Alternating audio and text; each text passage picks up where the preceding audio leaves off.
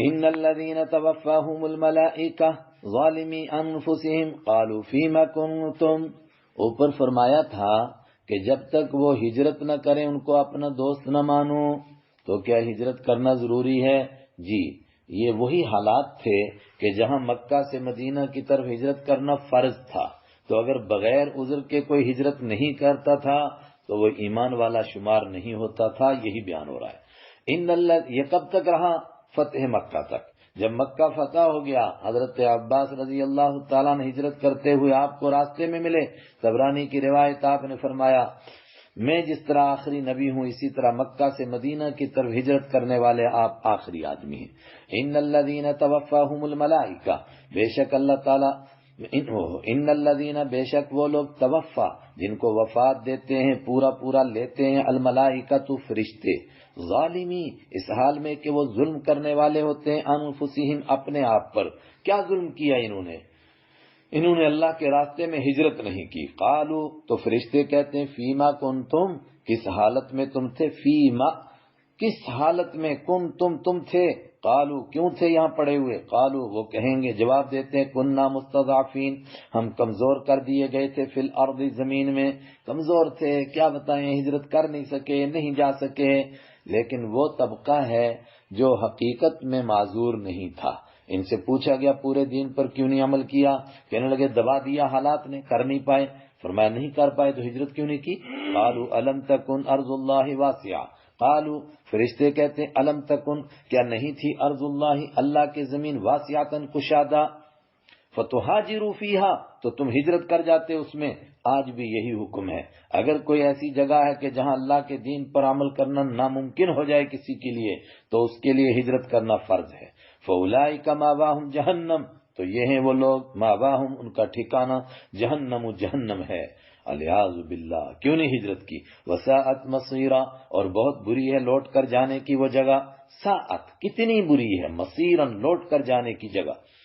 الا المستضعفین، اللہ کی شان، فوراً معذوروں کو الگ کیا جا رہا ہے۔ اگر کوئی واقعتاً معذور تھا، نہیں کر سکا، فرمایا اس کا عذر قبول، الا، مگر، المستضعفین، جو کمزور کر دیے گئے، من الرجال، مردوں میں سے، والنساء، اور عورتوں میں سے، والولدان، اور بچوں میں سے، لا یستطیعون، وہ طاقت نہیں رکھتے، حیلتاً، کوئی تدبیر کرنے کی، ولا یہتدون، اور نہیں وہ پاتے ہیں، سبیلاً، راستے کو، یہتدون، ہدایت نہیں پاتے راستے کی، آسان ترجمہ لا یہتدون، نہیں پاتے ہیں کوئی راستہ، مطلب وہ کمزور مرد اور وہ کمزور عورتیں اور وہ کمزور بچے جن کے پاس ہجرت کے لیے سفر خرچہ بھی نہیں، نکلنے کا کوئی راستہ نہیں، اور مکہ کے مشرک ان کو نکلنے نہیں دیتے ہیں، اور کوئی ان کے پاس رہبر بھی نہیں، ایسے لوگوں کو اللہ معاف کرتا ہے۔ فاولئک عسى اللہ، یہ ہیں وہ لوگ، قریب ہے اللہ تعالیٰ، ان یعفو، کہ معاف کر دے، عنہم، ان کو، اور قریب ہونے کا مطلب یہ ہے کہ ان کو اللہ نے معاف کر دیا۔ وَكَانَ اللَّهُ غَفُورًا رَحِيمًا، اور اللہ ہے عفواً، معاف کرنے والا، غفوراً، بخشنے والا۔ وَكَانَ اللَّهُ عَفُوًّا غَفُورًا، اور اللہ تعالیٰ ہے معاف کرنے والا، غفوراً، بخشنے والا، ایسے لوگوں کو اللہ معاف کر دے گا، درگزر فرمائے گا۔ وَمَن يُهَاجِرْ، ہجرت کرنا کیوں ضروری ہے؟ فرمایا اس لیے کہ ہجرت میں وہ ثواب ہے جو گھر بیٹھے مل ہی نہیں سکتا، اور وہاں جہاں پر دین پر عمل کرنا ہی ممکن نہیں، وہاں سے ہجرت کرنا ضروری ہے۔ وَمَن يُهَاجِرْ، اور جو کوئی ہجرت کرتا ہے، فی سبیل اللہ، اللہ کے راستے میں، یجد، پائے گا وہ، فی الارض، زمین میں، مراغمن کثیرن، بہت زیادہ مراغم پائے گا۔ ما هو المراغم، مراغم کیا چیز ہے؟ لفظی معنی بھاگ کر جانے کی جگہ، یعنی کوئی آدمی کہے کہ ہجرت تو کرنا چاہتے ہیں مگر جائیں کہاں؟ فرمایا دیکھو، جو ہجرت کرنا چاہتے تھے ان کو حبشہ میں اللہ نے حالات بنا دیے، وہاں چلے گئے۔ جو ہجرت کرنا چاہتے تھے اللہ نے مدینہ میں ان کے لیے حالات بنائے۔ وہ پائے گا ہجرت کرنے کی بہت ساری جگہ کو، وسعتن، اور گنجائش پائے گا، کشادگی پائے گا، بیوی بچوں کو، مال و دولت کو، سب کو چھوڑ کر جائے گا، اللہ اپنے کرم سے عطا فرمائے گا۔ وَمَن يَخْرُجْ مِن بَيْتِهِ مُهَاجِرًا، اور جو کوئی نکلے گا اپنے گھر سے ہجرت کرتے ہوئے، اللہ، اللہ کی جانب، ورسولہ، اور ان کے رسول کی جانب، ثم یدرکہ الموت، پھر پالے گی اس کو موت راستے میں ہی، ہجرت کر ہی نہیں سکا، مکہ سے ہجرت کر رہا تھا اللہ کی جانب یعنی اللہ کے لیے، رسول کی جانب یعنی جہاں اللہ کے حبیب رہتے ہیں وہاں ہجرت کر کے جانا چاہتا تھا، یا آج اگر ہجرت کر رہا ہے تو اللہ اور اس کے رسول کی محبت میں ان کے دین کے لیے ہجرت کر رہا ہے، ثم یدرکہ الموت، پھر اس کو موت نے پا لیا، راستے میں انتقال ہو گیا۔ اب یہ بندہ پریشان ہوتا ہے کہ نہ تو میں مہاجر بن سکا، نہ انصار بن سکا، نہ میں گھر میں رہا، نہ میں مہاجر بنا، میں تو راستے میں مر گیا۔ نعوذ باللہ آج کی زبان میں نے خدا ہی ملا، نہ وصال صنم، فرمایا نہیں مل گیا خدا، فقد وقع، تو یقیناً واقع ہو چکا ہے، اجرہ، اس کا اجر علی اللہ، اللہ پر، گھر سے نکل چکا، اللہ کے ہاں مہاجر شمار ہو گیا، چاہے کہیں راستے میں انتقال ہو جائے، بخار چڑھ جائے، کوئی جنگلی درندہ کھا جائے، بہرحال وہ اللہ کے ہاں مہاجر شمار ہو گیا۔ حضرت زمرہ بن جندب رضی اللہ تعالیٰ نے ایک صحابی کا واقعہ بھی بیان کیا جاتا ہے، راستے میں انتقال ہو گیا تھا تو لوگ ان کے بچوں کو کہتے تمہارا باپ تو کسی کھاتے میں نہیں پڑا، جواب دیا، فرمایا ان کا والد اللہ کے ہاں مہاجر شمار ہو گیا۔ وکان اللہ غفور الرحیم، اور اللہ بہت بخشنے والا، بہت رحم کرنے والا ہے۔ جو اللہ کے لیے گھروں کو چھوڑتے ہیں اللہ ان کو مہاجر شمار کرتا ہے، جو مہاجروں کے لیے ثواب ہے ان کو ملے گا۔ وَإِذَا ضَرَبْتُمْ فِي الْأَرْضِ فَلَيْسَ عَلَيْكُمْ جُنَاحٌ أَن تَقْصُرُوا مِنَ الصَّلَاةِ، ہجرت کرنی ہے، اللہ کے راستے میں جہاد کرنا ہے، ان تمام کاموں میں آدمی سفر میں جائے گا۔ تو سفر میں نماز کا کیا مسئلہ ہے؟ فرمایا نماز کے لیے اللہ تعالیٰ نے سفر میں چھوٹ دے دی ہے، اتنی چھوٹ دے دی ہے کہ گھر کے اندر رہتے ہوئے ظہر اور عصر اور عشاء 4 رکعتیں پڑھی جاتی ہیں، تو سفر کے اندر 2 پڑھنے کی اجازت ہے۔ اور سفر کے اندر یہ تو فرضوں کا معاملہ، تو سنت کا کیا ہے؟ اگر کہیں انسان ٹھہرا ہوا ہے تو صحابہ کے عمل سے یہی ثابت ہے کہ سفر میں جہاں قرار ہوتا تھا وہاں وہ سنتیں پڑھتے تھے، لیکن چلتے ہوئے جاری سفر میں سنت نہیں پڑھتے تھے، یہی ثابت ہے صحابہ سے۔ عبداللہ ابن عباس سے سفر کے بیچ میں کسی نے کہا سنت نہیں پڑھتے آپ؟ فرمایا اگر سنت پڑھنی ہوتی تو ظہر 4 نہ پڑھ لیتا، لیکن جہاں قرار ہوتا تھا وہاں پڑھتے، اور فجر کی سنتیں بہرحال پڑھتے تھے۔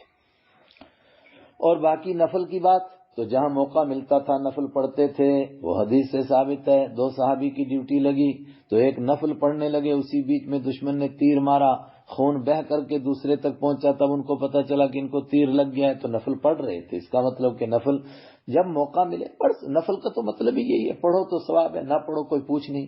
وَإِذَا ضَرَبْتُمْ فِي الْأَرْضِ، یہ بات میں نے اس لیے کہی، بعض حضرات کہتے ہیں کہ نفل اور سنت پڑھنے کی اجازت ہی نہیں ہے، بالکل صحابہ کے حالات سے واقف نہیں، اور کچھ واقف ہیں مگر صحابہ کو ماننے کے لیے تیار نہیں۔ تو آ رہی آگے بات، وَإِذَا ضَرَبْتُمْ، اور جب تم چلو فی الارض، زمین میں، فلیسا، تو نہیں علیکم، تم پر، جناح، کوئی گناہ، ان تقصروا من الصلاة، کہ تم نماز میں قصر کرو، کمی کرو، 4 کی جگہ 2 رکعت پڑھو، کوئی گناہ نہیں۔ تو اس کا مطلب یہ کہ اگر پڑھنا چاہیں تو پوری بھی پڑھ سکتے ہیں، نہیں، تقریباً جمہور امت کہتے ہیں کہ یہاں گناہ سے مطلب وہ ذہن میں جو بات آتی تھی کہ کم ہو گئی نماز تو کہیں گناہ تو نہیں ہو گیا، اس کا جواب ہے، ورنہ یہ کوئی قید احترازی نہیں، قید اتفاق، یہ کوئی ضروری بات، بلکہ حقیقی وہ ان کے ذہن کا جواب ہے۔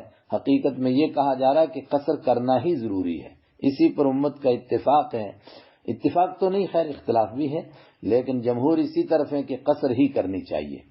ان خفتم، اب وہ قید اتفاقی میری زبان سے نکل گئی، وہ اب آ رہی ہے، ان خفتم ان یفتنکم الذین کفروا، یہ قصر کرنے کی اجازت ہے، ان اگر خفتم، تم کو ڈر ہو، ان یفتنا، کے فتنے میں ڈال دیں گے، تم کو الذین کفروا، وہ لوگ جنہوں نے کفر کیا۔ تو اگر کسی کو یہ خطرہ نہ ہو، یہ تھی قید کی بات، وہ پیچھے نکل رہی تھی میری زبان سے، یہ حکم آیا اگر دشمن کا تمہیں ڈر ہو تو قصر کر لو۔ اب اگر ڈر نہیں تو کیا کریں؟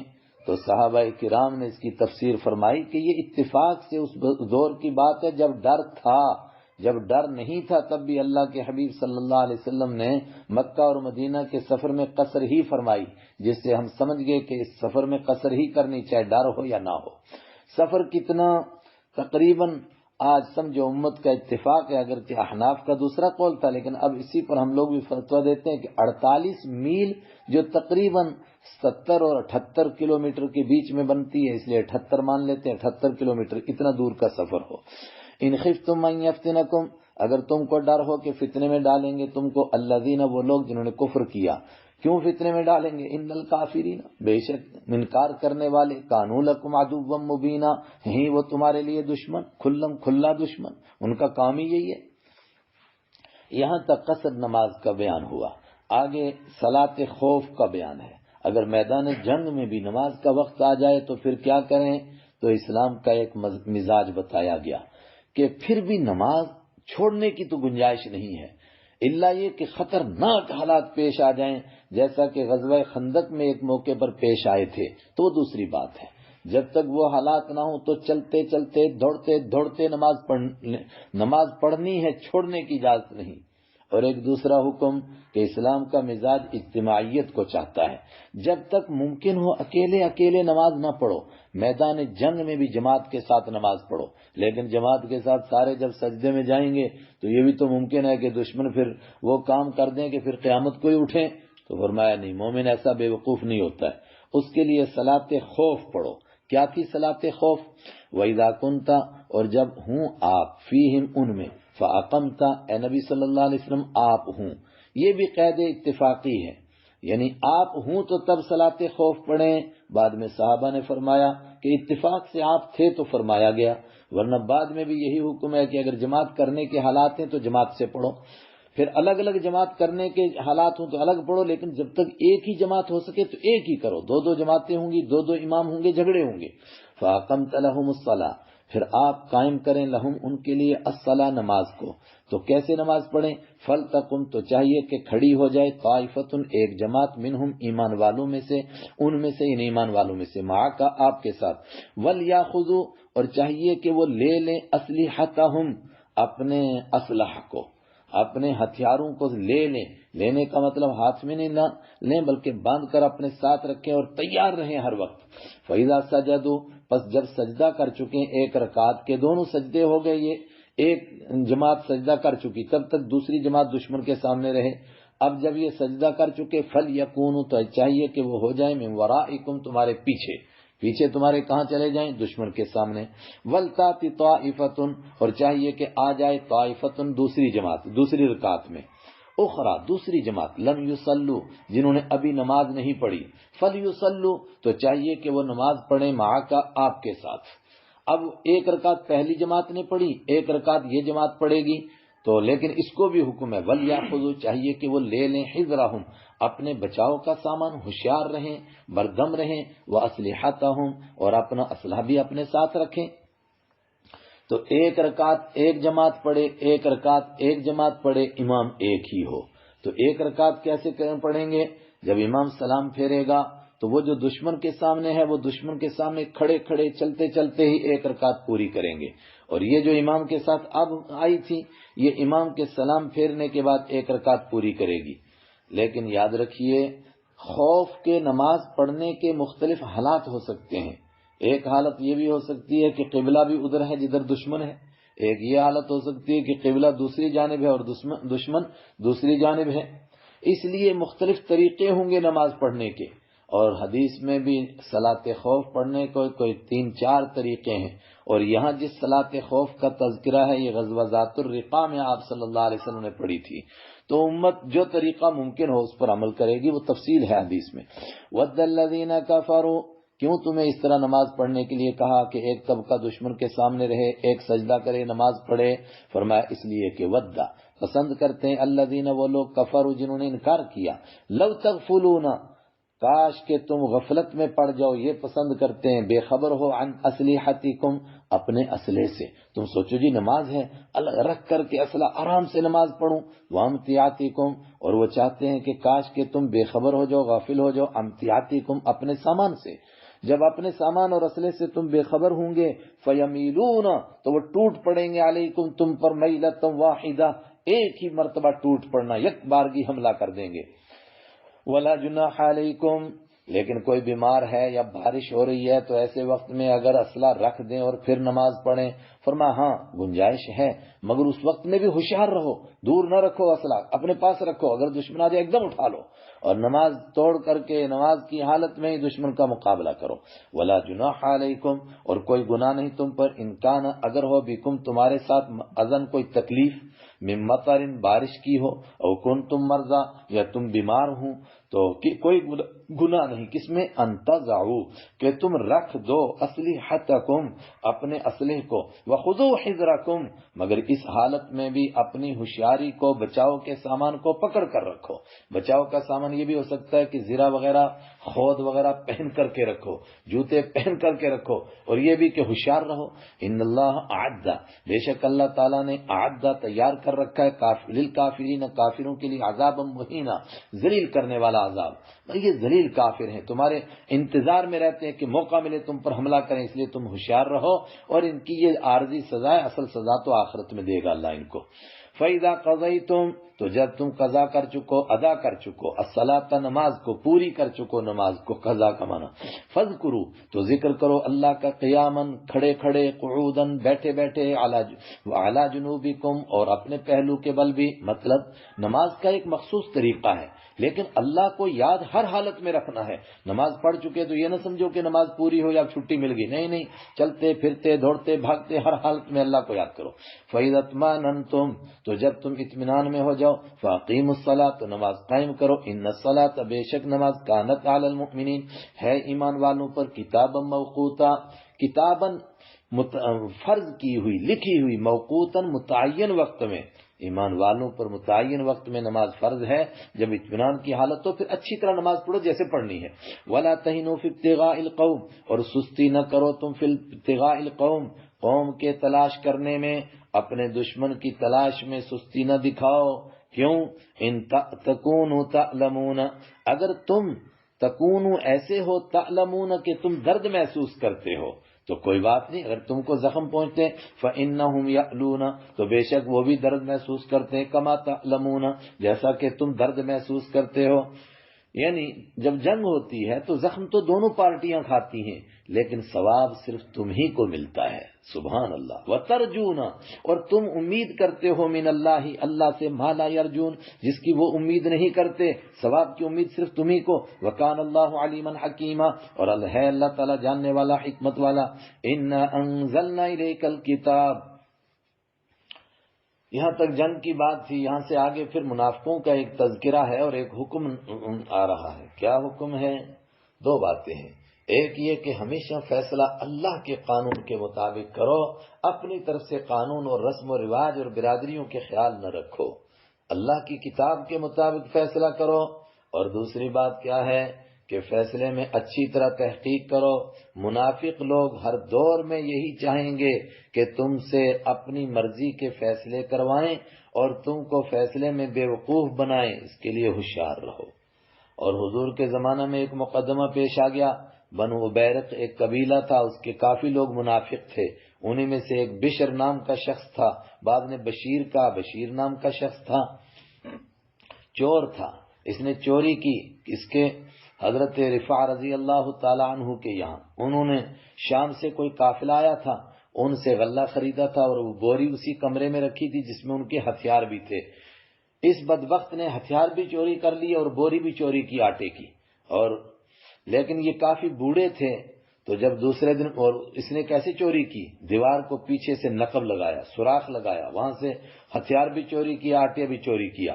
اب روایتیں بہت ہیں اس بارے میں کہ اس نے آٹا چوری کر کے کس کے پاس رکھا، کیا کیا، لیکن مشہور روایت کے مطابق بوری کو اس طرح لے کر چلا کہ اس میں سے ذرا ذرا سا آٹا گرتا جا رہا تھا، اور وہ ایک یہودی کے گھر کے پاس سے پلٹ کر واپس آیا، جب وہاں سے واپس آیا تو بند کر لیا تاکہ اب آٹا نہ گرے، پھر اپنے گھر آیا، آٹا تو اپنے گھر لے آیا، اور مشہور روایت کے مطابق ہتھیار یہودی کے پاس رکھ دیے۔ ہتھیار جب یہودی کے پاس رکھ دیے تاکہ میرے کو اوپر کسی کو شک نہ ہو، اور یہودی کی طرف لے گیا آٹے کو کس لیے، تاکہ اگر کوئی مسئلہ بھی پیش آ جائے تو اسی پر شک ہو، ہتھیار بھی اسی سے ملے تو لوگ کہیں گے بالکل اسی نے چوری کی ہوگی۔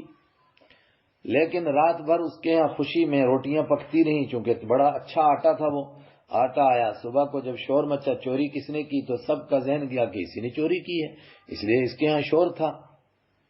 حضرت ابو قتادہ رضی اللہ تعالیٰ عنہ، حضرت رفاع رضی اللہ تعالیٰ عنہ کے وہ بھتیجے لگتے تھے، انہوں نے بھتیجے کو تیار کیا کہ اس مقدمے کو اللہ کے نبی صلی اللہ علیہ وسلم کے سامنے پیش کرو. آپ کے پاس مقدمہ پیش ہوا تو اسی بشیر نام کے خاندان کے لوگ بھی آگے. انہوں نے کہا کہ دیکھیے چوری ہوئی ہے ہم مانتے ہیں، لیکن آٹے کا نشان دیکھو یہودی کے ہاں جا رہا ہے، اس کا مطلب چوری اس نے کی. یہودی کو پکڑا گیا، اس نے کہا دیکھو اس نے میرے پاس ہتھیار رکھے ہیں لیکن اس نے رکھے ہیں، میں نے چوری کر کے نہیں لائے ہیں، اور آٹا تو میں نے دیکھا بھی نہیں ہے. اس نے کہا دیکھو جب ہتھیار اس کے پاس سے ملے اس کا مطلب چور یہی ہے. روایات میں آتا ہے کہ آپ صلی اللہ علیہ وسلم کا بھی کچھ خیال اس طرف ہونے لگ گیا تھا کہ شاید یہودی نے چوری کی ہو. اس کے فوراً بعد یہ آیتیں نازل ہوئیں جس میں بتایا گیا کہ اصل چور یہی ہے. چنانچہ اس کو جب 2 لبھاڑے پڑے سب مان گیا، کہنے لگا کہ سب کچھ میں نے کیا، اور چوری کا آٹا جب اس کے ہاں سے ملا تو پھر پکڑا گیا، ہتھیار بھی پکڑے گئے.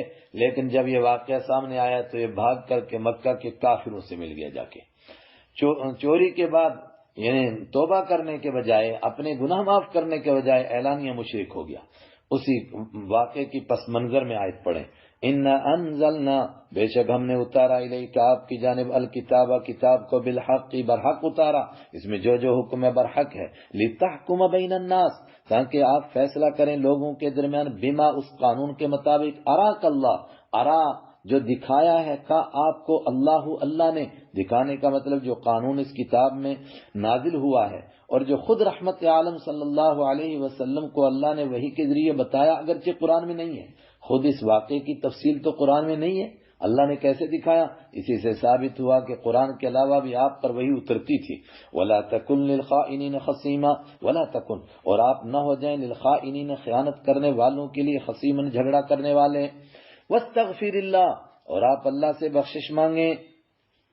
ان اللہ کان غفورا، بے شک اللہ بخشنے والا ہے، رحیماً رحم کرنے والا ہے. ولا تجادل، اور آپ مت جھگڑا کریں، عن الذین، ان لوگوں کی طرف سے، یختانون، جو خیانت کرتے ہیں، انفسہم، اپنے نفسوں کے ساتھ. وہ کیا کہ آپ کا جو کچھ خیال ہونے لگا تھا کہ شاید یہودی نے ہی چوری کی ہو، اور یہ سمجھتے تھے منافق کہ یہودی چونکہ دین کا دشمن ہوتا ہے تو سب فوراً کہیں گے کافر کا بچہ دشمن، اسی نے یہ کام کیا ہوگا. فرمایا نہیں، خیانت کار یہ ہیں جو کلمہ پڑھنے والے ہیں. ان اللہ لا يحب، بے شک اللہ تعالیٰ پسند نہیں کرتا، من کان، اس آدمی کو جو ہو، خوانن، خیانت کرنے والا، اسیمن، گنہگار. آپ صلی اللہ علیہ وسلم کو نعوذ باللہ نہیں کہا جا رہا ہے، امت کو سنایا جا رہا ہے. یستخفون من الناس، چھپاتے ہیں وہ، من الناس، لوگوں سے، اپنے جرائم کو. ولا یستخفون من اللہ، اور نہیں چھپا سکتے ہیں اللہ سے. وہو معہم، اور وہ تو ان کے ساتھ ہوتا ہے. اذ یبیتون، جب وہ راتوں کو مشورہ کرتے ہیں، اور دوسرے معنی جب وہ سازشیں کرتے ہیں. کس بات کے مشورہ کرتے ہیں؟ ما لا یرضا، جو بات پسند نہیں کرتا ہے اللہ، من القول، بات میں سے، اللہ کی ناپسندیدہ باتوں کا راتوں کو مشورہ کرتے ہیں. کیسے چھپ سکتے ہیں اللہ سے؟ وکان اللہ بما یعملون، وکان، اور ہے اللہ تعالیٰ، بما یعملون، جو کچھ وہ کرتے ہیں ان سب باتوں کو، محیطاً، گھیرنے والا. اللہ سے کوئی چھپ نہیں سکتا. ہاں انتم، او بنو بیرق، او بشیر کے خاندان والو، ہاں، ہائے ہائے، انتم، تم ہو، ہاں اولائی، وہی لوگ، جادلتم، جنہوں نے جھگڑا کیا، عنہم، ان منافقوں کی طرف سے، فی الحیات الدنیا، دنیاوی زندگی میں. یہاں تم نے کوشش کی کہ ہمارا رشتہ دار ہے، اس کو بچانے کی کوشش کریں. کوشش وہی لوگ کر رہے تھے جو منافق تھے، یا ایمان والے غلط فہمی کی وجہ سے کچھ نہ کچھ ان کا ساتھ دے رہے تھے. آگے فرمایا اچھا تم ان کو بچانے کے چکر میں ہو.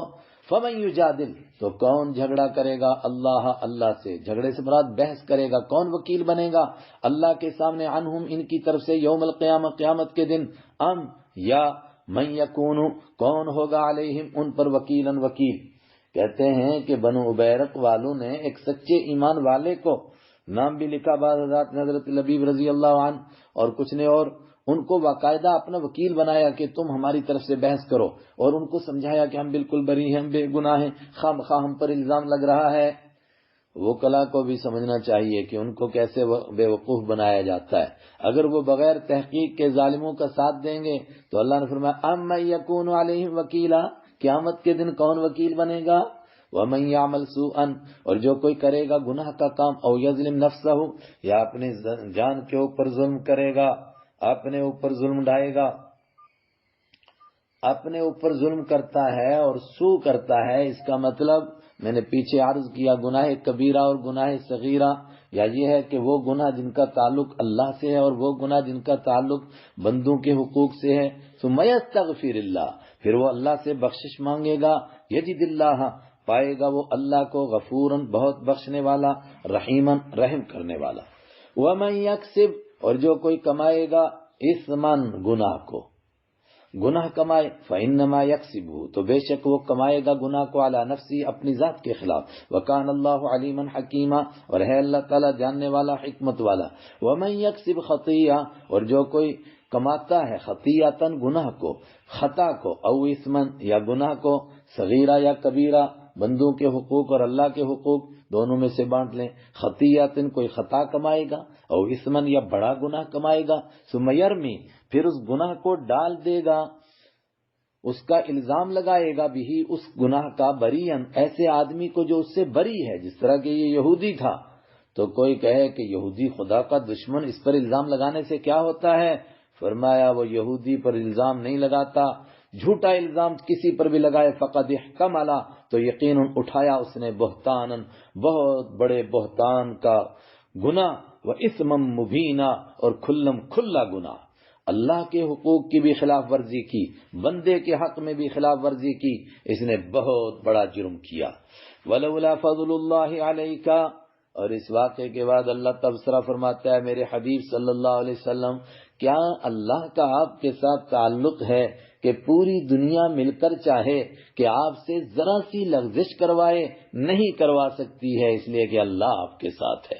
ولولا فضل اللہ، اور اگر اللہ کا فضل نہ ہوتا علیکا آپ پر، ورحمت ہو، اور اس کی مہربانی نہ ہوتی، لہمت، ضرور بھی ضرور پکا ارادہ کر لیا تھا، طائفتن، ایک جماعت نے، منہم، ان میں سے، ان یضلوک، کہ وہ آپ کو گمراہ کر دیں، آپ کو پھسلا دیں، کوشش کر رہے تھے وہ کہ اسی کے حق میں فیصلہ ہو جائے۔ وما یضلون، اور وہ گمراہ نہیں کرتے، الا انفسهم، مگر اپنے آپ کو۔ اللہ کے حبیب کو کون پھسلا سکتا ہے؟ البتہ یہ کام کر کے اپنے آپ کو گمراہ کر رہے تھے۔ وما یضرونک، اور وہ نقصان نہیں دے سکتے آپ کو من شیء، کچھ بھی۔ وانزل اللہ علیک الکتاب، اور اتاری اللہ نے علیک آپ پر، الکتاب کتاب، والحکمت، اور حکمت دانشمندی اتاری اللہ نے۔ تو دانشمندی کیا چیز ہے؟ اسی سے امت نے سمجھا کہ اللہ نے ایک تو کتاب اتاری ہے، اور اس کے علاوہ اللہ کے پیارے نبی صلی اللہ علیہ وسلم کے جتنے فرمودات ہیں وہ سب کے سب بھی گویا اللہ کی طرف سے اتاری ہوئی حکمتیں ہیں۔ وعلمک، اور سکھایا اللہ نے کا آپ کو، ما لم تکن تعلم، جو آپ نہیں جانتے تھے، ابھی آپ کو نہیں معلوم تھا کہ حقیقت میں چور کون ہے، اللہ نے بتایا۔ وکان فضل اللہ، اور ہے اللہ کا فضل علیک آپ پر، عظیماً، بہت بڑا۔ لا خیر فی کثیر من نجواہم، منافقوں کا یہی کام تھا، چپکے چپکے مشورے کرتے تھے، کانا پھونسی کرتے تھے۔ اللہ نے فرمایا یہ کانوں میں باتیں کرنا، اس میں کوئی خیر نہیں، لا خیر، کوئی خیر نہیں، فی کثیر، بہت ساری، من نجواہم، ان کی سرگوشیوں میں۔ سرگوشی کا مطلب سر کے معنی، سر، گوش کے معنی کان، سرگوشی کا مطلب کانوں میں باتیں کرنا، چپکے چپکے باتیں کرنے میں کوئی خیر نہیں، الا، مگر اس آدمی کی بات کرنے میں خیر ہے، من امرا، جس نے حکم دیا، بصدقۃ، صدقے کا، او معروف، یا کسی نیکی کا، او اصلاح بین الناس، یا لوگوں کے درمیان صلح کرنے کا حکم دیا۔ ومن یفعل، اور جو کوئی کرے گا، ذالک، یہ کام، ابتغاء مرضات اللہ، اللہ کی رضا کو تلاش کرنے کے لیے، فسوف نؤتیہ، تو ان قریب ہم اس کو دیں گے، اجرا عظیما، بہت بڑا اجر۔ اللہ اکبر۔ اگر یہ سرگوشی اور چپکے چپکے کانوں میں باتیں کر رہا ہے، کس لیے؟ کان میں بات کی، صدقے کی، فلاں غریب آدمی ہے، کسی کو پتہ نہ چلے، چپکے سے دے کر کے آ جاؤ، تاکہ اس کی عزت نفس مجروح نہ ہو۔ او معروف، نیکی کا حکم دیا، دیکھا کہ بندہ غلطی کر رہا ہے، کان میں بتایا آپ کی یہ خطا ہے۔ اصلاح، لوگوں کے درمیان صلح کی، ایک کو بتایا کہ وہ تو آپ کا بھائی، آپ کے لیے بڑا اچھا سوچتا ہے، اس کو بھی بتایا، دونوں میں صلح ہو گئی، یہ کام نیکی کے ہیں۔ ومن یفعل ذلک، جو کوئی ایسا کام کرے گا، ابتغاء مرضات اللہ، ابتغاء تلاش کرنے کے لیے، مرضات اللہ، اللہ کی رضا، پیچھے بھی گزر چکا، مرضات کے معنی اللہ کی رضا، اللہ ہی اللہ کی رضا، فسوف نؤتی، تو ان قریب دیں گے ہم اس کو، اجرا عظیما، بہت بڑا اجر۔ اس کے مقابلے میں کوئی نہ باز آئے اور وہ جو اوپر بیان ہوا منافقوں کا کام ویسے ہی کرتا رہے، کیا کرے؟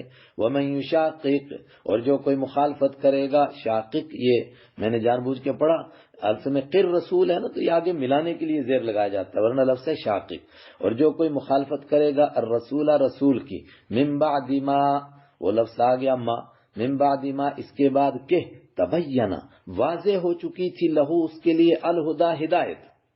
توجہ، جو آدمی رسول کی مخالفت کرے اس کے بعد کہ ہدایت واضح ہو چکی تھی، رسول کی مخالفت کی تو کیا کیا؟ وَيَتَّبِعْ غَيْرَ سَبِيلِ الْمُؤْمِنِينَ، اور وہ پیچھے چل پڑا ایمان والوں کے راستے کے علاوہ کسی اور راستے پر۔ اللہ اکبر! ایمان والوں کا ایک راستہ تھا، ایمان والوں کا طے شدہ راستہ ہے، اخلاق میں، معاشرت میں، معاشیات میں، عبادات میں۔ اس راستے کو چھوڑا کسی اور راستے پر چلا، ایسے آدمی کا کیا ہوگا؟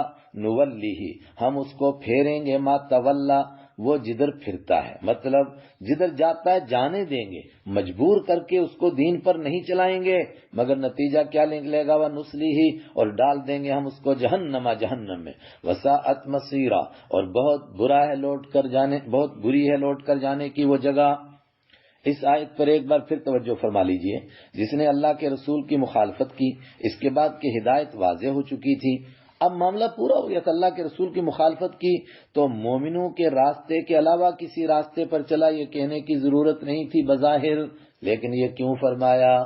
حضرت امام شافعی رحمۃ اللہ علیہ فرماتے ہیں کہ میں نے بہت دفعہ پورے قرآن پاک کو پڑھا، اور 3 بار خاص طور سے اسی لیے پڑھا کہ اجماع امت کی تفصیل حدیث میں تو ملتی ہے، کیا قرآن میں بھی اس کا کوئی حکم دیا گیا ہے؟ جب میں تیسری مرتبہ پڑھ رہا تھا تو یہاں آ کر میری نگاہ اٹک گئی کہ اللہ تعالیٰ کہتا ہے جس نے رسول کی مخالفت کی اور مومنوں کے علاوہ کوئی اور راستہ اختیار کیا، اس کا مطلب کہ مومن، ساری دنیا کے مسلمان جس راستے پر چل پڑیں اکٹھے ہو کر کے، جس کو ہم کہتے ہیں اجماع امت ہو جائے، اس کا مطلب کہ یہ راستہ حق والا راستہ ہے۔ جو اس راستے کو چھوڑ کر کسی اور طریقے کو اختیار کرے گا، اس کا مطلب کہ وہ صحیح راستے سے بھٹک گیا۔ پھر میرے اور آپ کے آج کے مسلمانوں کا اتفاقی راستہ ہو وہ تو بات الگ ہے، صحابہ نے جن مسائل کے اوپر اتفاق کیا اور سب کے سب متفق ہو گئے ایک مسئلے کے اوپر، پھر کوئی کہے کہ میں اس کو نہیں مانتا، یہ بدعت ہے، تو وہ سارے صحابہ کو بدعتی کہہ کر اپنا ٹھکانہ کہاں بنا رہا ہے؟ وہ خود فیصلہ کرے۔ قرآن نے کیا کہا؟ نصلیہ جہنم وساءت مصیرا، ان اللہ لا یغفر، بے شک اللہ تعالیٰ لا یغفر، نہیں معاف کرے گا، ان یشرک بہ، کہ اس کے ساتھ شرک کیا جائے۔ یہ بات تو پیچھے بھی گزر چکی، دوبارہ کیوں آئی؟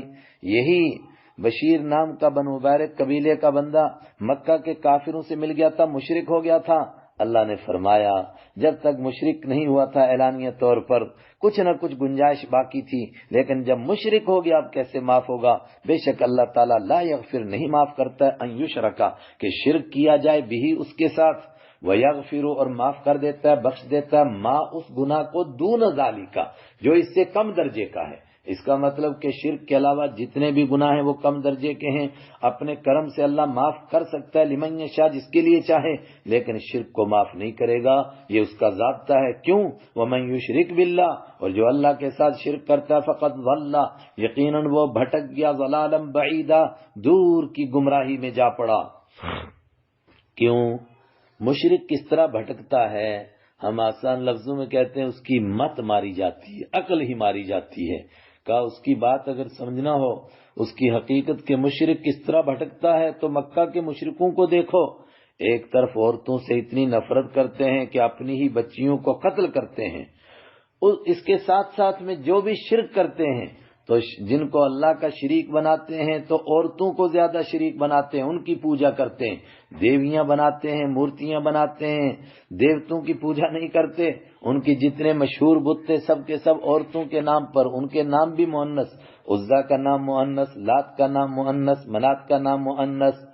اور مفسرین نے یہ بھی کہا کہ یہ اللہ کے صفاتی نام تھے جو مذکر تھے، انہی میں سے انہوں نے مؤنث نام نکالے، مثلا منان میں سے منات نکالا، عزیز سے عزا نکال لیا، وغیرہ وغیرہ، اللہ سے لات نکال لیا۔ حضرت عبداللہ ابن عباس سے بھی یہ روایتیں ہیں۔ مؤنث چیزوں کو پکارتے ہیں، شرم نہیں آتی ہے، جن کو زندہ رہنے کا حق نہیں دیتے ان کی پوجا کرنے لگ جاتے ہیں۔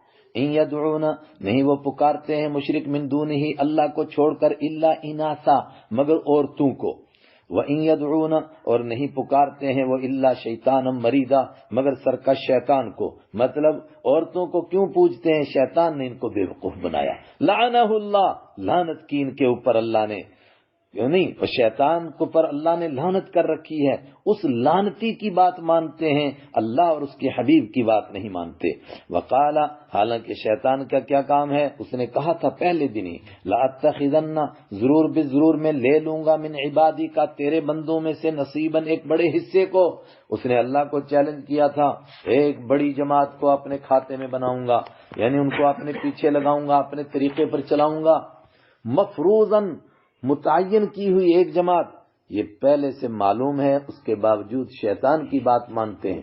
وَلَأُضِلَّنَّهُمْ اور اس نے کہا تھا میں ضرور ان کو گمراہ کروں گا، وَلَأُمَنِّيَنَّهُمْ اور میں ضرور ان کو امیدیں دلاؤں گا، لارے لگاؤں گا، یہ ملے گا یہ ملے گا، ملے گا حالانکہ کچھ نہیں۔ وَلَآمُرَنَّهُمْ اور میں ضرور ان کو حکم کروں گا، کس بات کا حکم کروں گا؟ فَلَيُبَتِّكُنَّ تو وہ ضرور بضرور کاٹیں گے، آذان الانعام چوپایوں کے کان، مطلب شیطان لوگوں کو بتاتا تھا کہ فلاں جانور کو فلاں مورتی کے نام کر دو یہ فائدہ ہو جائے گا، اور فلاں کے نام کر کے اس کا کان چیر دو تاکہ نشانی رہے کہ یہ فلاں کے نام پر چڑھایا ہوا ہے۔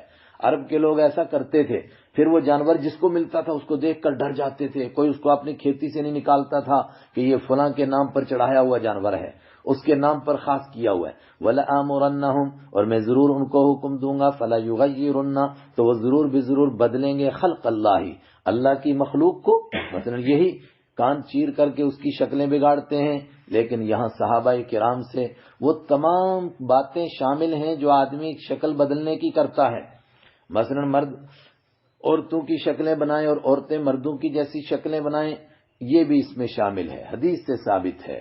تو اور یہ اشارہ بھی ہو گیا کہ قیامت تک شیطان اس طرح کا کام کرتا رہے گا، اور ممکن ہے کہ اللہ کی تخلیق کو بدلنے کے بھی لوگوں کو طریقے بتائے، تو ممکن ہے اگر کوئی ایسا کرے جیسا آج دنیا میں ہو رہا ہے، ہمارے لیے کوئی حیرت کی بات نہیں۔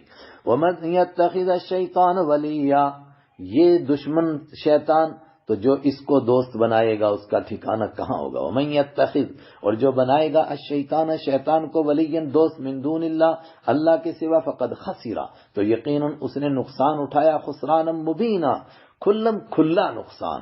یعیدہم شیطان وعدے کرتا ہے لوگوں سے، وَيُمَنِّيهِمْ اور شیطان ان کو لارے لگاتا ہے، امیدیں دلاتا ہے، مگر دیتا ویتا کچھ نہیں ہے، صرف بس یہ ملے گا یہ ہو جائے گا یہ ہو جائے گا۔ وَمَا يَعِدُهُمُ الشَّيْطَانُ اور نہیں وعدے کرتا ہے شیطان ہم ان سے الا غرورا مگر دھوکہ دینے کے لیے، کوئی وعدہ پورا نہیں کرے گا مگر لوگ اس کے پیچھے چلتے ہیں۔ اولئک مأواہم جہنم یہ ہیں وہ لوگ جن کا ٹھکانہ جہنم ہے، ولا یجدون عنہا محیصا اور نہیں پائیں گے وہ محیصن کوئی پناہ لینے کی جگہ اس جہنم سے بچنے کے لیے، اس سے کوئی بچ نہیں سکتا، جس کو اس میں جانا ہے وہ جا کر رہے گا، کہیں چھپ نہیں سکے گا۔ والذین آمنوا اس کے مقابلے وہ لوگ جو ایمان لائے، وعملوا الصالحات اور جنہوں نے نیک عمل کیے، سندخلوہم ضرور ہم داخل کریں گے ان کو جنات ایسے باغوں میں تجری من تحتها الانہار جن کے نیچے سے نہریں جاری ہوں گی، خالدین فیہا ابدا وہ ہمیشہ اس میں رہیں گے۔ وعد اللہ حقا وعد اللہ اس پر زبر ہے، اصل پوری عبارت ہے اللہ نے وعدہ کیا ہے جیسا کہ اس کے وعدہ کرنے کا حق ہے، وَحَقَّهُ حَقًّا اور اللہ نے اس وعدے کو بالکل پکا کیا ہے کہ یہ ہو کر رہے گا۔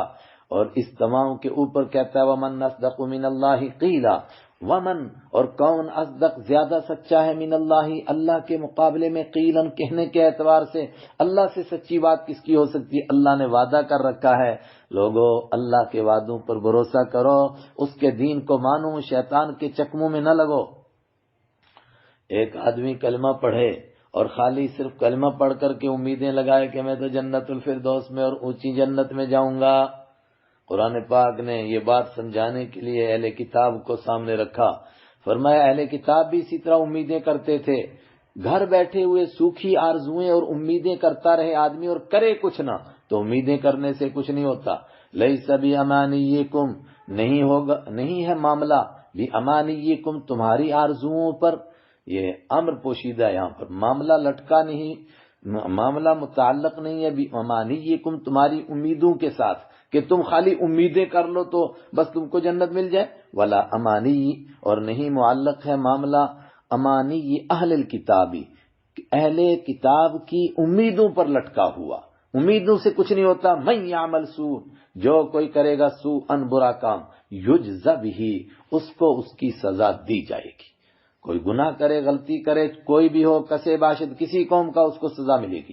ولا یجد لہ، اور جب اللہ سزا دے گا، لا یجد، وہ نہیں پائے گا، لہ اپنے لیے، من دون اللہ، اللہ کے سوا، ولیًا کوئی کام بنانے والا، ولا نصیرا، اور نہ کوئی مدد کرنے والا۔ اور اس کے مقابلے میں آرزوئیں نہیں، عمل سے بنتی ہے جنت بھی اور جہنم بھی۔ ومن یعمل، اور جو کوئی عمل کرے گا، من الصالحات، نیکوں میں، نیکی کا عمل، نیک کاموں میں سے، من ذکر، چاہے کوئی مرد ہو، او انسا، یا کوئی عورت ہو، وہو مؤمن، شرط یہ ہے کہ وہ مومن ہو، تو مومن مرد ہو، عورت ہو، فاولئک، یہ ہیں وہ لوگ، یدخلون الجنت، جو جنت میں داخل ہوں گے، ولا یظلمون، اور ظلم نہیں کیا جائے گا ان پر، نقیرا، کھجور کے سوراخ کے برابر بھی، اور حضرت شاہ صاحب کے بقول تل کے برابر بھی۔ ومن احسن، اور کون زیادہ اچھا ہے، دینن، اب کون امیدیں کرتا ہے اور کون نیکی کر رہا ہے؟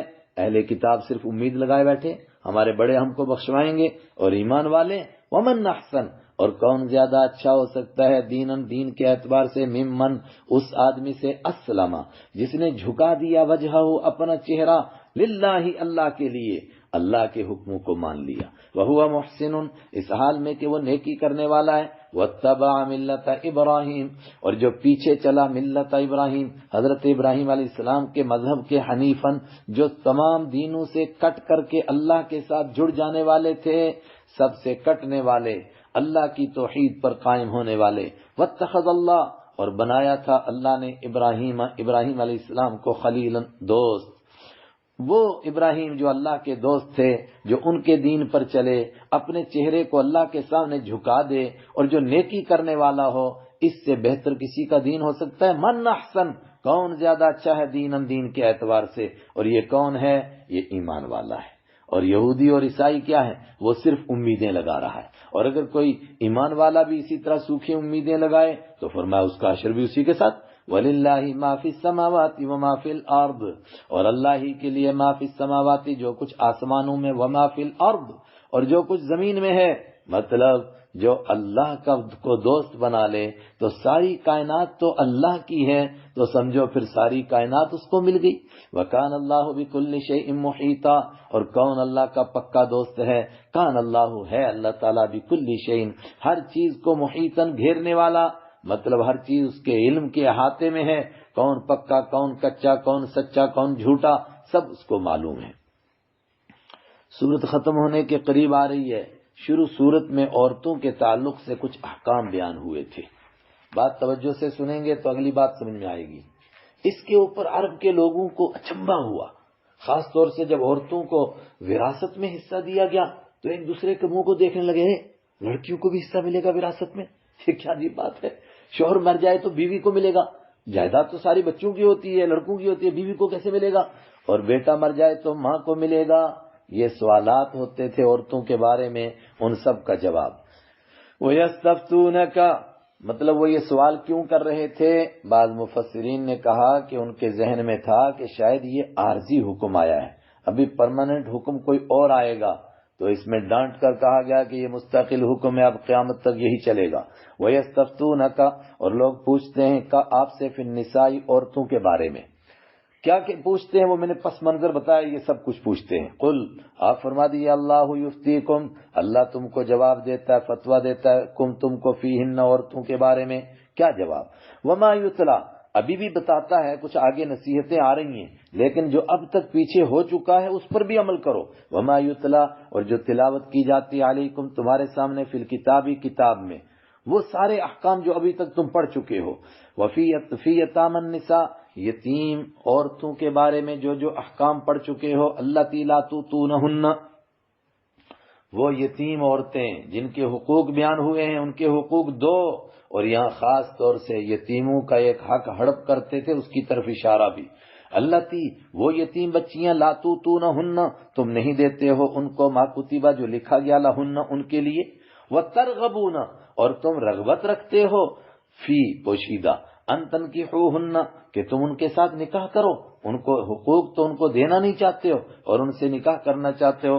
حضرت عائشہ صدیقہ رضی اللہ تعالی عنہا نے خود اس کا معنی بیان فرمایا کہ اصل میں ہوتا کیا تھا کہ کوئی آدمی ایسا ہوتا تھا کہ اس کی رشتہ دار بچی دور پار سے رشتہ دار یتیم ہوتی تھی، اس کی پرورش میں ہوتی تھی، تو یہ چاہتا تھا اس سے نکاح کر لے۔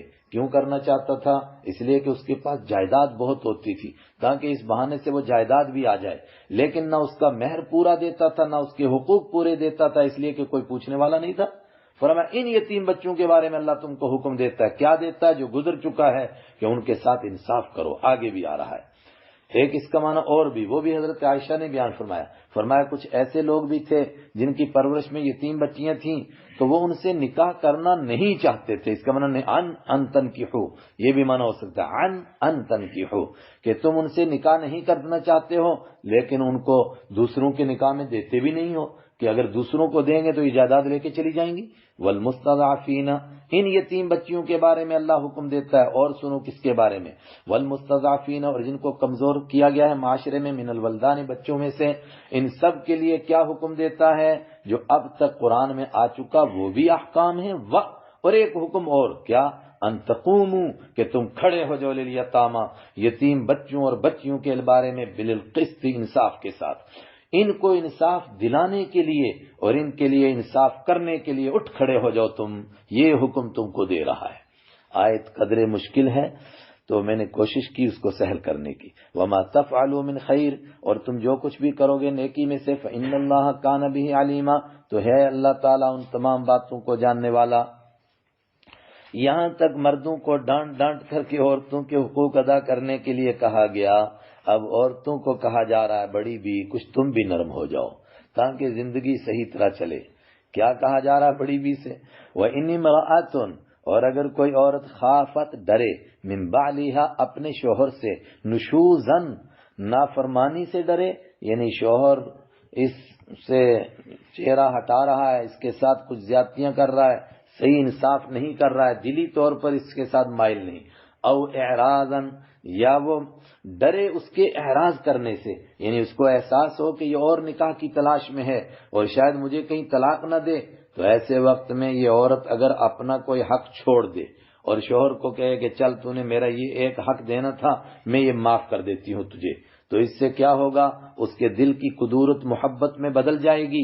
ایسا اگر کر سکتی ہے تو اس کو کرنا چاہیے۔ فلا جناح علیہما، تو ان دونوں پر کوئی گناہ نہیں، ان یصلحا، کہ وہ صلح کریں، بینہما، آپس میں بیٹھ کر، صلحن، کوئی صلح کر لیں۔ بیوی نے ایک حق چھوڑ دیا، مرد نیچے اتر آئے اور بیوی بھی، اور دونوں مل بیٹھیں، صلح ہو جائے، والصلح خیر، اور صلح ہی میں بہتری ہے۔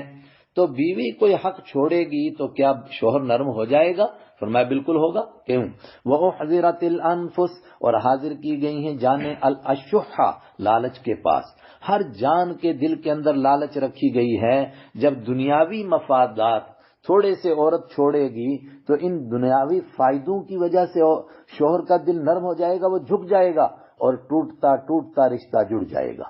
وَإِن تُحْسِنُوا، اب بات پھر شوہروں سے، اے شوہرو، ان تحسنوا، اگر تم ہی نیکی کرو، نہ ان سے حقوق معاف کرواؤ، ان کے پورے حقوق ادا کرو، وتتقوا، اور اللہ سے ڈرو، تو بے شک دنیاوی مفاد اگرچہ تم کو نہیں حاصل ہو رہے ہیں، مثلا کسی ضرورت سے نکاح کیا تھا، اولاد ہو اور اس سے اولاد نہیں ہو رہی ہے، لیکن اگر برداشت کر لو گے تو آخرت میں جو تم کو ملے گا وہ اس سے بہت زیادہ۔ فإن اللہ کان بما تعملون خبیرا، تو بے شک اللہ تعالیٰ کان ہے، بما تعملون، تم جو کچھ کرو گے، خبیرن، اس کی خبر رکھنے والا۔ تو کیا تمہاری نیکی اللہ کے ہاں ضائع ہو جائے گی؟ برداشت کر لو، بے شک شاید وہ مفاد تم کو حاصل نہیں ہو رہا ہے جس کے لیے نکاح کیا ہے، لیکن اس کے باوجود بھی رشتے کو جوڑ کر رکھو، اسی پر ثواب ملے گا۔ وَلَن تَسْتَطِيعُوا، ایک کمزوری، فرمایا دیکھو دلی طور پر کوئی آدمی اپنی بیوی کے ساتھ، دو بیویاں ہیں، پورا انصاف کرے محبت میں، یہ ممکن ہی نہیں ہے۔ وَلَن تَسْتَطِيعُوا، اور تم ہرگز، لن کا معنی آگے ہرگز نہیں طاقت رکھو گے، ان تعدلوا، کہ تم عدل کر سکو، بین النساء، عورتوں کے درمیان، ولو حرصتم، اگرچہ تم اس کی لالچ بھی کرو، فلا تمیلوا، تو لہذا تم مائل نہ ہو جاؤ، جھک نہ جاؤ، کل المیل، یعنی جب دلی طور پر کر نہیں سکتے چاہنے کے باوجود، تو جو ظاہری انصاف کر سکتے ہیں اس میں ایک کے سائے طرف مت جھکو. فلا تمیلو، تو مت جھکو تم کل المیل، پورے کے پورے جھکنا. جھکنے کا مطلب کپڑے میں، خرچے میں، اور سب سے زیادہ وقت میں. جتنا ایک کو وقت دینا ہے اتنا ہی پوری کو دوسری کو دو. ایسا نہ کرو کہ ایک کی طرف جھک جاؤ، فتذروها، تو چھوڑ دو تم عورت کو کل معلقہ، اس چیز کی طرح جو لٹکی ہوئی ہو. لٹکی ہوئی مطلب کہ نہ بیچاری وہ شوہر والی ہے کہ اس کو بیوی کے حقوق مل رہے ہیں، اور نہ اس کو طلاق ہے کہ وہ دوسری جگہ نکاح کر سکے. عجیب تم نے بیچ میں لٹکا دیا.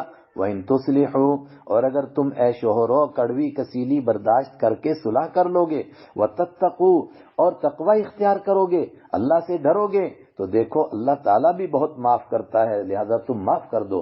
تخلقوا بِأَخْلَاقِ اللَّهِ، حدیث میں آیا اللہ کے اخلاق کو اپناؤ. اللہ کے خلق کیا ہیں؟ فَإِنَّ اللَّهَ كَانَ غَفُورًا، تو بے شک اللہ تعالیٰ بخشنے والا ہے، رحیماً، رحم کرنے والا ہے.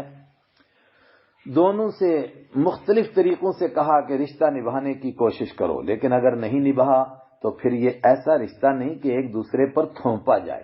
زندگی نبھانی ہے، خام خواہ جوڑ کے رکھو جی، ان کو کورٹ اور کچہریوں کے ذریعے سے مار مار کر اکٹھا کرو، فرمایا نہیں کیا جا سکتا ہے.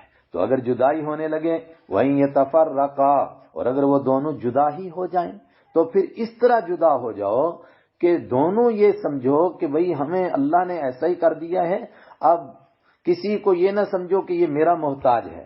نہیں، یغنی، اللہ غیر محتاج کر دے گا، کلن، ہر کسی کو، من سعتی ہی، اپنے کرم سے، اپنے فضل سے، اپنی وسعت سے. مطلب یہ سوچو، بیوی نہ یہ سوچے کہ اس کالے کلونٹے کو ملتی کون تھی، تو میرے باپ نے پتہ نہیں اس کے سر لگا دیا تھا.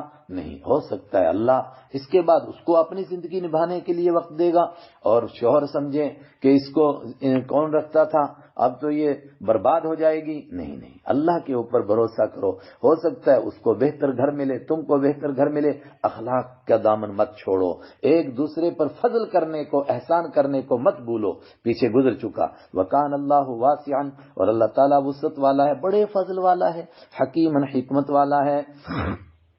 ہر ایک کو دے دے گا اپنے کرم سے. کیسا دے گا؟ فرمایا زمین اور آسمان سارا اللہ کا ہے. کہ شوہر کے باپ کا ہے، وہ کہے کہ یہ بھوکی مرے گی. وَلِلَّهِ مَا فِي السَّمَاوَاتِ وَمَا فِي الْأَرْضِ، اور اللہ ہی کے لیے جو کچھ آسمانوں میں، وَمَا فِي الْأَرْضِ، اور جو زمین میں ہے. وَلَقَدْ وَصَّيْنَا، جب اسی کا ہے تو اللہ اپنے کرم سے ہر ایک کو دے دے گا. وَلَقَدْ وَصَّيْنَا، اور یقیناً تمہارا کیا کام ہے؟ یقیناً وصینا، ہم نے تاکیدی حکم دیا، الذین، ان لوگوں کو، اوتوا الکتاب، جن کو کتاب دی گئی تھی، من قبلکم، تم سے پہلے، وایاکم، اور خاص تم کو بھی یہ تاکیدی حکم دے رہا ہوں، ان اتقوا اللہ، کہ تم اللہ کا تقوی اختیار کرو. میاں بیوی کے مسائل ہیں، تقوی کا دامن نہ چھوڑو. اور اگر تقوی کا دامن چھوڑ دو گے، فَإِن تَكْفُرُوا وَإِن تَكْفُرُوا، اور اگر تم انکار کرو گے، کفر کرو گے، تقوی پر نہیں چلو گے، فَإِنَّ لِلَّهِ، اللہ سے نہیں ڈرو گے، اللہ سے نہ تقوی نہ اختیار کرنا کفر نہیں ہے، اللہ سے نہ ڈرنا اور دین کو نہ قبول کرنا یہ ہے کفر. اگر تم کفر کرو گے اللہ کا کچھ نہیں بگڑے گا. کیوں؟ جو کچھ آسمانوں اور زمین میں ہے سب اللہ کا ہے. اللہ کیا تمہارا محتاج ہے؟ فَإِنَّ لِلَّهِ مَا فِي السَّمَاوَاتِ وَمَا فِي الْأَرْضِ، تو اللہ بے شک للہ، اللہ ہی کا ہے، ما، ہر وہ چیز، فی السماوات، جو آسمانوں میں ہے، وما، اور ہر وہ چیز جو فی الارض، زمین میں ہے. وکان اللہ غنیا، اور اللہ بے نیاز ہے، وہ کسی کا محتاج نہیں، حمیدن، تعریفوں والا ہے، اس کو کسی کی تعریف کی ضرورت نہیں. دیکھیے 2 مرتبہ، تیسری مرتبہ پھر آ رہا للہ، اور اللہ کسی کا محتاج کیوں ہوگا؟ اللہ ہی کا ہے، ما فی السماوات، جو کچھ آسمانوں میں، وما فی الارض، اور جو کچھ زمین میں. وکفا باللہ وکیلا، اور اللہ کافی ہے وکیلاً، کام بنانے کے اعتبار سے، کارسازی کے اعتبار سے. کیوں؟ جب ساری چیزیں اللہ کی ہیں تو کیا وہ نہیں کام بنا سکتا ہے لوگوں کا؟ وہ بے نیاز ہے. دیکھو ایک ہی لفظ 3 مرتبہ آیا، مگر تینوں مرتبہ اس کے دائیں بائیں کے تعلق سے کے اعتبار سے الگ الگ معنی نکلا. کیا لفظ؟ للہ ما فی السماوات والارض. ان یشاء یذہبکم، اے انسانوں، اللہ اس طرح بے نیاز ہے، کسی کا محتاج نہیں. ان، اگر یشاء چاہے وہ، یذہب، لے جائے، کم، تم سب کو، ایھا الناس، اے ساری دنیا کے لوگوں، سب کو لے جائے. اور کیا کرے؟ وَيَأْتِ بِآخَرِينَ، اور لے آئے دوسرے لوگوں کو. وَكَانَ اللَّهُ عَلَى ذَلِكَ قَدِيرًا، اور ہے اللہ تعالیٰ اس پر قدرت رکھنے والا. اللہ کے پاس آسمان زمین سارے خزانے ہیں اور دنیا بھی ہے اور آخرت بھی ہے.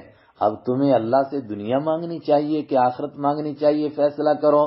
من کان یرید ثواب الدنیا، جو کوئی چاہے گا دنیا کا بدلہ، یعنی شوہر صرف بیوی سے دنیا کے مفاد، بیوی صرف شوہر سے دنیا کے مفاد، اور ایک دوسرے کو معاف کر کے آخرت کا ثواب نہیں چاہتے ہیں، کتنا نقصان کر رہے ہیں.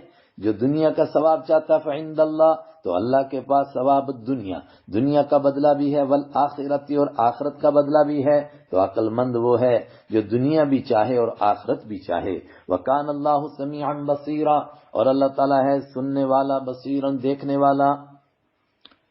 تھوڑا سا پڑھ لیتے ہیں اور انشاءاللہ.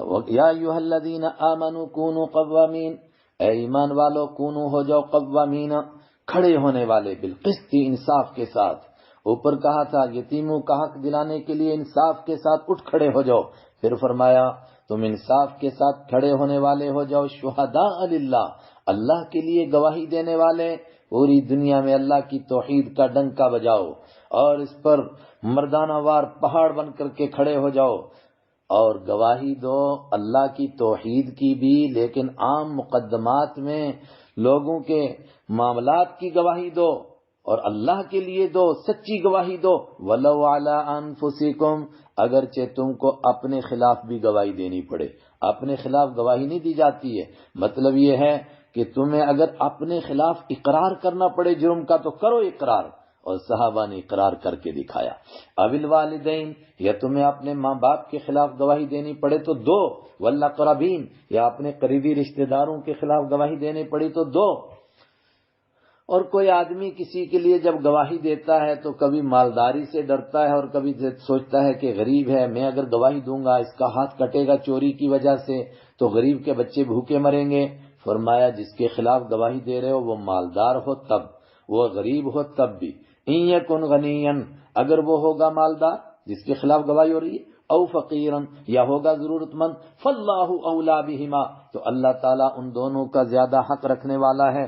اللہ ان کے قریب، وہ خود دیکھے گا مالدار کو کیا کرنا ہے، غریب کے ساتھ کیسے اللہ تعالیٰ نے اس کی زندگی کے نبھانے کا اسباب مہیا کرنے ہیں، وہ اللہ جانے، اس کی مخلوق جانے. تم اس کی وجہ سے جھوٹی گواہی مت دو. فلا تتبعوا الہوی، تو مت چلو تم خواہشات کے پیچھے اور گواہی کو کسی کے اوپر ترس کھا کر کے جھوٹی گواہی دینا یا کسی سے ڈر کر کے جھوٹی گواہی دینا، یہ خواہش کے پیچھے چلنا ہے. ان تعدلوا، مت خواہش کے پیچھے چلو اس سے کہ تم انصاف نہ کر سکو، یعنی لا پوشیدہ. وَإِن تَلْوُوا، اور اگر تم گواہی دینے کے موقع پر صاف صاف گواہی نہیں دو گے بلکہ ان تلوو، اور اگر تم موڑ توڑ سے کام لوگے، تلوو کا لین بھی السنتہم، ابھی ہم نے پیچھے پڑھا زبان کو مروڑنا، صاف صاف بات نہیں کہی. ہاں بھئی اس نے چوری کی تھی، کہا ہاں کچھ لگ رہا تھا مجھے پتہ نہیں، وہاں سے کچھ لوگ گزرے تھے. نہ سچ کہہ رہا نہ جھوٹ کہہ رہا ہے، بیچ کی بات. او تعرضوا، یا تم اعراض کرو گے، گواہی دینے سے انکار کر دو گے. فإن اللہ کان، تو بے شک اللہ تعالیٰ ہے، بما تعملون، جو کچھ تم کرتے ہو، خبیرا، اس کی خبر رکھنے والا. یہ بڑا تاکیدی حکم کیوں دیا گیا؟ اس لیے کہ دنیا میں انصاف مبنی ہے گواہی کے اوپر. اگر گواہ جھوٹی گواہی دیں گے تو ویسا فیصلہ ہو جائے گا، سچی گواہی دیں گے ویسا فیصلہ ہو جائے گا. تو اگر دنیا میں انصاف کو برقرار رکھنا ہے تو سچی گواہی دینی ہے. یا ایھا الذین آمنوا، اے وہ لوگو جو ایمان لائے ہو، آمنو باللہ، ایمان لاؤ اللہ پر. ایمان لائے ہو تو ایمان لاؤ اللہ پر. ایک طبقہ کہتا ہے مراد یہودی اور عیسائی، تم اپنے دور کے نبیوں پر ایمان لا چکے تھے، اب اگر آخری پیغمبر کا انکار کرو گے تو گویا تم کفر کر دو گے. ایمان لاؤ اللہ پر. اور یہ بھی کہا گیا کہ ایمان والوں کو بھی ڈرایا جا رہا ہے، اگر تم صرف نام کے مسلمان ہو، آمینو، ایمان لاؤ باللہ، اللہ پر. ایمان لانے کا مطلب ایمان کے ان تقاضوں پر پورا اترو، گواہی دو، انصاف کرو. ورسولہ، اور اس کے رسول پر ایمان لاؤ، والکتابی، اور اس کتاب پر، الذی نزل علی رسولہ، جو اللہ نے اتاری اپنے رسول پر، اس کتاب پر ایمان لاؤ، اس کے قانون کو، اس کے حکموں کو مانو. والکتابی، اور ان کتابوں پر ایمان لاؤ. یہ الکتاب اگرچہ واحد کا لفظ ہے لیکن عربی گرامر کے اعتبار سے اس کا ترجمہ الف لام کی وجہ سے کتابوں پر بھی ہو سکتا ہے، اور ان کتابوں پر ایمان لاؤ الذی انزل جو اتاری اللہ نے من قبل اس سے پہلے، ومن یکفر باللہ اور جو کوئی کفر کرے گا اللہ کے ساتھ، نہیں مانے گا اللہ کا، انکار کرے گا، وہ ملائکتہ اور اس کے فرشتوں کا، وہ کتبہ اور اس کی کتابوں کا، وہ رسولہ اور اس کے رسولوں کا، والیوم الآخر اور آخرت کے دن کا انکار کرے گا، تو وہ کسی کا بگاڑے گا کچھ، فقد ضل ضلالا بعیدا تو ضرور وہ بھٹک گیا، ضلالا بعیدا دور کی گمراہی میں۔ ان الذین آمنوا بے شک وہ لوگ جو ایمان لائے، ثم کفروا پھر انہوں نے کفر کیا، ثم آمنوا پھر ایمان لائے، ثم کفروا پھر انہوں نے کفر کیا، ثم ازدادوا کفرا پھر وہ کفر میں بڑھتے چلے گئے۔ مطلب بعد نے کہا چونکہ بات یہودیوں اور عیسائیوں کی چل رہی تھی تو مطلب ہے کہ حضرت موسیٰ علیہ السلام پر ایمان لائے، حضرت عیسیٰ علیہ السلام کے دور میں کفر کر لیا، اور پھر جنہوں نے حضرت عیسیٰ علیہ السلام کے دور میں ایمان قبول کیا، حضرت رحمت عالم صلی اللہ علیہ وسلم کا انکار کر دیا، ثم ازدادوا کفرا پھر کفر میں بڑھتے چلے گئے۔ بعد نے کہا منافقوں سے بات ہو رہی ہے، ایمان کا اظہار کیا، اعمال کفر کے جیسے کیے، پھر ڈانٹ پڑی، پھر ایمان کا اظہار کیا، پھر کفر کے جیسے اعمال کیے، جیسے کہ ابھی اس منافق کا ذکر ہوا تھا، اور پھر مکہ والوں سے ملا اور پورا مشرک ہو گیا تو ثم ازدادوا کفرا پھر کفر میں بڑھتے چلے گئے۔ اور تیسرا معنی کہ نہیں، بعض لوگ واقعتاً پہلے ایمان لائے پھر اعلانیہ مرتد ہوئے، پھر ایمان لائے پھر اعلانیہ مرتد ہوئے، اور پھر کفر میں بڑھتے ہی چلے گئے۔ تو اگر کوئی ایسا کرے گا تو وہ کس کا نقصان کرے گا؟ لم یکن اللہ ایسا ہرگز نہیں اللہ لیغفر لہم کہ اللہ ان کی بخشش کرے، ولا لیہدیہم اور ایسا ہرگز نہیں اللہ کہ ان کو ہدایت دے، سبیلاً راستے کی۔ میں نے کہا منافق بھی مراد ہو سکتے ہیں، آگے منافقوں کا تذکرہ، بشر المنافقین خوشخبری دے دیجئے منافقت کرنے والوں کو جو زبان سے کلمہ پڑھتے ہیں اور دل میں کفر چھپاتے ہیں، بِأَنَّ لَهُمْ کہ ان کے لیے عذاباً علیما دردناک عذاب ہے۔ الذین یتخذون الکافرین اولیاء منافقوں کی سب سے بڑی پہچان کیا تھی؟ کافروں سے دوستی لگاتے تھے۔ الذین یتخذون الکافرین جو بناتے ہیں کافروں کو اولیاء دوست، من دون المؤمنین ایمان والوں کے علاوہ، تو ان سے دوستی لگاتے تھے، ان کے ساتھ کافر مسلمانوں کے ساتھ مسلمان کیوں ان سے دوستی لگاتے تھے؟ تاکہ ہماری عزت خطرے میں نہ پڑے۔ ایبتغون عندهم العزہ کیا وہ ان کے پاس عزت تلاش کرتے ہیں؟ فإن العزت للہ جمیعا تو بے شک عزت ساری کی ساری اللہ کے لیے ہے۔ کافروں کے پاس عزت نہیں مل سکتی ہے، اس لیے سچا ایمان قبول کرو۔ اے منافقو تم اگر ان کو دوست بناتے ہو عزت تو اللہ کے پاس ہے، ان کو دوست بنانے سے عزت نہیں نصیب ہوگی۔ صدق اللہ مولانا العظیم۔